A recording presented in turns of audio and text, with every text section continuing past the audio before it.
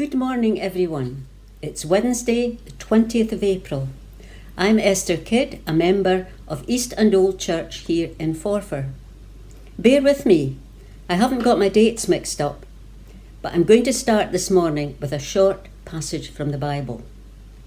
And there were shepherds living out in the fields nearby, keeping watch over their flocks at night.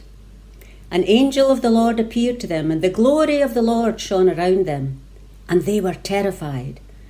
But the angel said to them, "Do not be afraid. I bring you good news that will cause great joy for all the people. Today, in the town of David, a Saviour has been born to you. He is the Messiah, the Lord." Before Barbara Ann became our minister, we read from the Good News Bible in the East and Old Church, and I always liked the title. Never thought of it as the GNB. The first version was published in 1996 by the American Bible Society as Good News for the Modern Man, and I just happen to have a copy of that Bible here, Good News for the Modern Man. It was a common language Bible, and this was only the New Testament. The full Bible was published in 1976. We now use the NIV Bible, the New International Version, which for me personally doesn't have the same appeal. But this has nothing whatsoever to do with the contents of each, but merely the title. If someone asked you today what good news you were waiting for, what would it be? Perhaps waiting for the news that the war against Ukraine had been resolved peacefully, that there was no more child poverty, that everyone had clean water to drink. Maybe as a grandparent, awaiting the safe arrival of a new grandchild.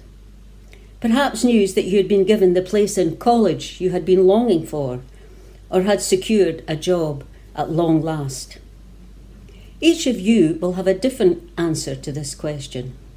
But like me, many of you probably read the Courier every day, digesting all the stories written by the reporters. However, I'm sure you're all familiar with the sayings, "Take it with a pinch of salt," and "Don't believe everything you read in the newspapers."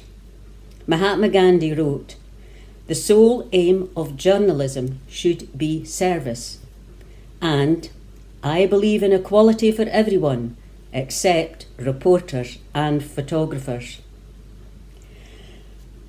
However, a contributor in the Courier says that reports are gone over by lawyers and experts before an article goes to print. So let's assume the reports are true. During the week beginning Saturday, April the 9th, I decided to pick out as many good news stories as I could and briefly tell you about them. And as previously said, let's assume that all these stories are true. However, I didn't realise how difficult this might be, as so many of the articles were quite depressing and certainly not good news. But the first article is a really good news story. A Dundee Lidl worker has given up her job to travel to the border between Ukraine and Poland to deliver aid to the many families who have become refugees. With a friend, she will deliver much needed supplies to this needy part of Poland. And it must take great courage to give up employment and go on a very unpredictable journey, being really unsure of what the outcome might be. So, good luck to her and her friend. My second story is headed, "Live Stream of Hatching Wild Eaglet is a First," and I'm just going to read you this bit out of the paper. It starts with, "The first ever footage of an eaglet hatching in the UK was captured through a live streamed video on Friday evening. The live feed was streamed directly to the Royal Society for the Protection of Birds, Abernethy Nature Reserve, for visitors to enjoy in the moment. The eggs of 2 white-tailed eagles were first spotted in a nest in the Cairngorms last Thursday, before the first hatched on Friday evening.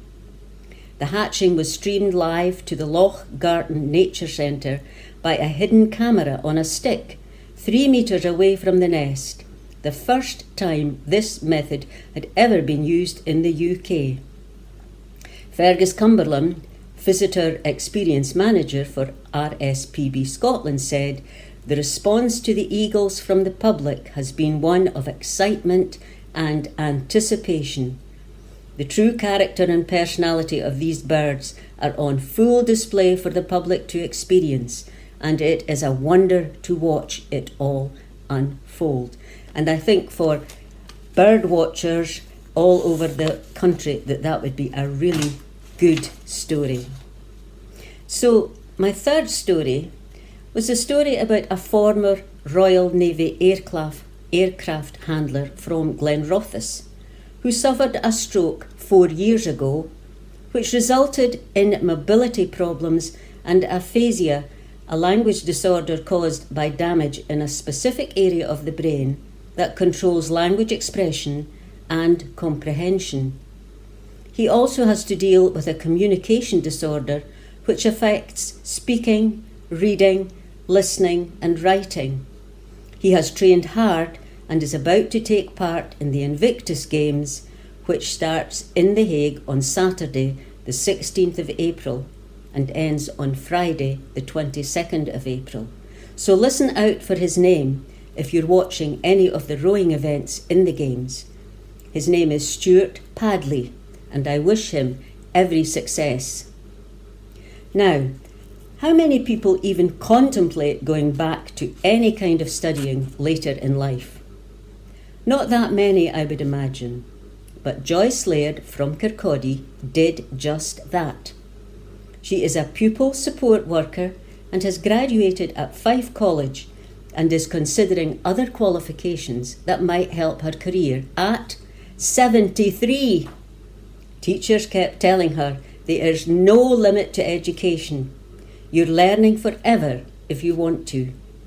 She graduated with an SVQ in Social Services for Children and Young People and is planning to take up other courses if she can. Her family are so proud of her, and that is really good news for them. The next article really caught my eye because of the kindness of guests at a 60th wedding anniversary party. Family and friends of Ron and Sheila Cargill from Arbroath, instead of giving gifts, at Ron and Sheena's request, donated money to support MND, motor neuron disease, a charity which our church donates to regularly. Their family has been affected by this tragic disease and made their generous donations to NHS Tayside's MND Endowment Fund and MND Scotland.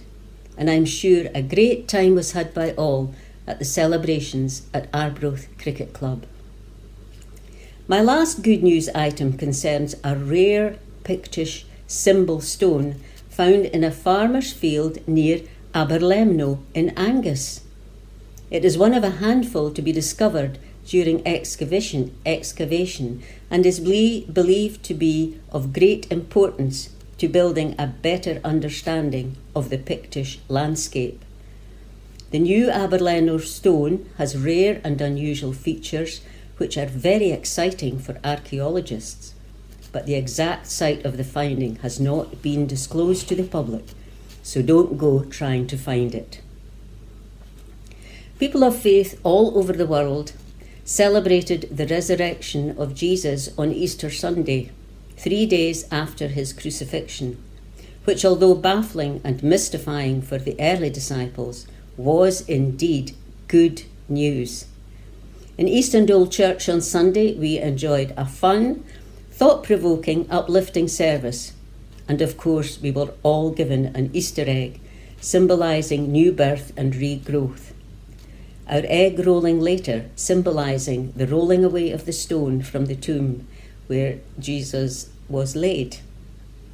I hope if you are waiting good news in whatever form, that your hopes are realised. I wish you all a good news week.